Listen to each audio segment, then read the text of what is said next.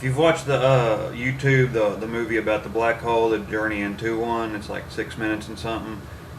A lot of it's true, but what they don't understand on another one where it says, well, it's expanding faster and faster and faster. At the same time, like a balloon blowing up, space-time both coexist at once. They're both the same thing because motion determines this, and which is actually motion of things is energy, like photons or things that hit your eyes and you see them. As these black holes all move away from one another because of expansion, because the way the Lord made it, it's also going back to the beginning of each one at the center. They all belong to one another and infinitely small, and it all goes back to the same spot that they all started, but in a knot in space-time.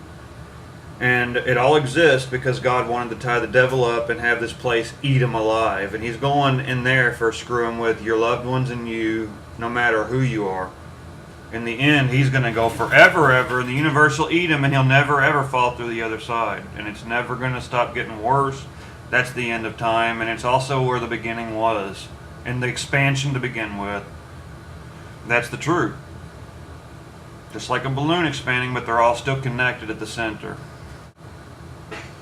One more thing to add to this is that the scientists who say we came from evolution and who say that we can't, the sun was first and we formed from that, they're false prophets, and they wrote things that God did not write, and they're against God because of what they're saying. There's no way that what they say and what God says both in the creation can exist at the same time, and it is written exactly the way it should be. God allowed it to be, and he has the authority to allow it to be written that way, in no other way possible.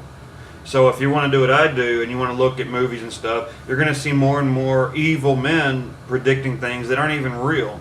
They don't know everything. I do because I know what God knows. That's my job, and it's not because he chose me to do it. He chose us all to do it. I just happen to have no life and to look in the Bible since I was 16 and read it over and over and try to figure out what Jesus meant.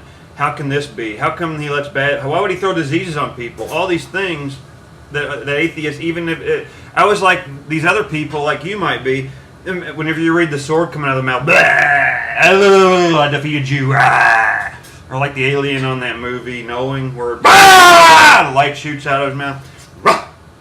But no, it's not. I'm the one that has the sword. It's the good and bad news is the sword, double-edged. Christ left it in parables with no proof whatsoever, even though he did miracles, so that's why it's in parables too.